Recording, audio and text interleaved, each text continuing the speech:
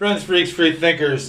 Second time trying to make this video. The first time I didn't have any pants on, and I thought that was going to be like clever and shit, till I realized there was like this.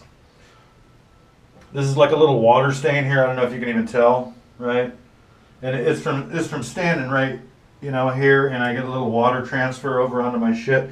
But when I didn't have pants on, right, and I was kind of standing here, I was naked from like here down. You really couldn't see anything, but there's this like really just suspect fucking spot right here that looked like it was just anyway. So I put some fucking pants on. Let's try this again. Here's all I'm trying to get at. I used pickling lime, okay, instead of baking soda on this batch. Cooked the shit out of my greens, got it to a rolling fucking boil, and whoosh, started dumping in small quantities of pickling lime until when I put it in, I didn't get a reaction, right? So then I knew that I was like as far to the alkali side of the fucking scale as I could get, okay, with the shit that I had, because there was no more reaction, right? So once I got it there, I let it go ahead and fucking keep boiling for a little while, and then I poured it off, strained it, and what I have is and I'm really hoping this shows up. I think it does. Little more than 1/4 of an inch, like 3/8 of an inch of just this fucking sludge in the bottom of my jug here. Now this is about 2 quarts of liquid, and I've let it stand for about an hour, and it's got that fucking sludge, baby. So, and everything I've read, everything I've seen, and everything that I've learned in the past indicates that kind of caramel tannish sludge at the bottom is in fact calcium morphinate, and it's kind of weird because before it precipitates out like that, one of two things has to happen. Either I have to acidify the solution and hit a specific pH number and cause the calcium morphinate to precipitate out of the solution, or I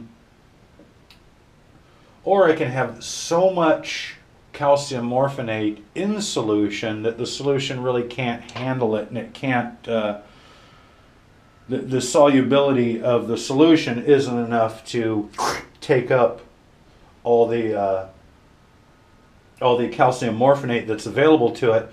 So the solution, right, is I mean, there's as much calcium morphinate in this solution as this solution can handle, plus enough to cause it to precipitate out on its own. That's called a supersaturated solution.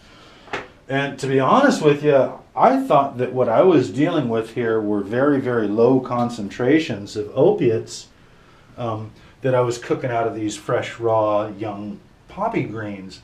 And I think I might be wrong about that, because looking at the solution, I mean, it's just, it's kind of indicating to me that, I'm not dealing with low concentrations. I'm in fact dealing with some fairly high concentrations. And it's kind of interesting, okay, because I did add like a soluble powder to the pot or retort, if you want to call it that, that I was cooking the greens down in. This is going to be more than 4 minutes, 20 seconds. I've been getting around there on some videos lately, but I really don't give a fuck. So what's going on is my concentrations are strong enough that I'm winding up with a supersaturated solution, and I'm actually having precipitate show up without even acidifying, or before acidifying the solution. I'm seeing these precipitates show up, and I did add maybe a gram and a half of what's commonly called pickling lime. It's calcium hydroxide. Anyway, some shit like that. And the volume, of course, I've got it stirred up now, so it's got to resettle again. But there was a solid 3/8 of an inch of sludge across the bottom of this jug before I stirred it up a little bit a minute ago, and that would this is the first batch I've had any precipitate like this show up in at all. And my point being, if it was just the pickling lime that I had dumped in earlier, and maybe okay, it settled out because it didn't dissolve in the solution. That's it. The pickling lime did in fact dissolve in the solution, and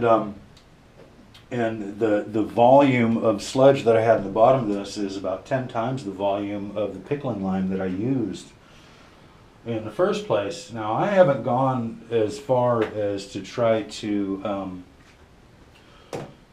boil off any of this solution and like concentrate the solution more, or even boil it off to the point where I'm left with nothing but precipitate. I haven't gone there because I got to tell you, as a general rule, I'm pretty much happy just to swill the tea, and I'd like to stay as close to the to like the whole plant extract as I can, but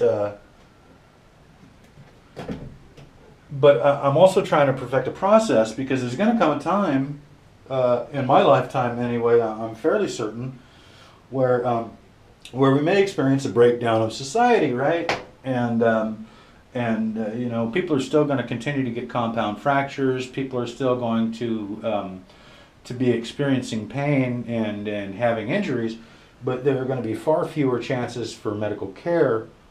And especially at the rate we're going right now, you know, with this just befuddling fucking lunge towards socialism that is happening in our country right now. So anyway, I'm not a doomsayer. I'm really not much of a prepper. I carry all my fucking. This is my bug out bag right here. You know, I keep the important shit locked up. So anyway, to get back on topic here, yeah, I think it is important for the average Joe, or on the other hand, fuck the average Joe. It's important for me. If it comes down to a situation where I don't have any money and I don't have any resources really that will contribute to the well-being of any particular given group, we're all gonna need a skill to barter with. I mean, if cash crashes and we don't have, like, you know, if the net fucking dies, we don't have cryptocurrency, we don't have cash, we don't have plastic, then I feel it's pretty important for at least someone in each community to understand the basic workings of what I'm doing here with like just natural plant material, and be able to. No, I don't claim to be a doctor or a medicine man or a shaman or anything like that. I'm just saying that there's going to come a point where, you know, I'm nowhere near as physically capable as I used to be as a kid, or a young man, or even a middle-aged man. But I think those of us that learn the skills required to be able to relieve severe acute and chronic pain in a shit hitting the fan situation, I think we're probably going to be the most valued members of the community. So this is sort of my insurance plan, right? And if anybody's interested in you know, like more detail on what the fuck I'm doing, or wants to learn this shit for themselves, you know, I encourage everybody to come to the mud room and just talk, man. Just ask me. You know, my email is pretty well known. I'm not afraid to give my email out, and shit like that. So yeah, if you're kind of curious about this kind of shit, then let me know, and we'll see about maybe spreading some of this information, spreading some of this knowledge. I'd really like to find just somebody, fucking anybody, that has the balls to try to duplicate what I'm doing in their own bath lab. Okay, and so we can like bounce feedback off each other.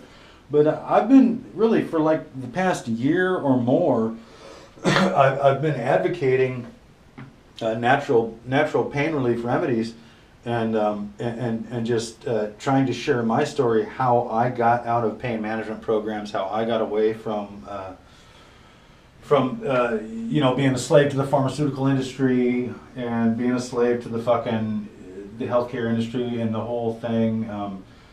Really, the only thing more fucked up than the justice system in this country is the healthcare system. So, yeah, anyway, starting to ramble a little bit. Okay, so I'll talk to you guys later, and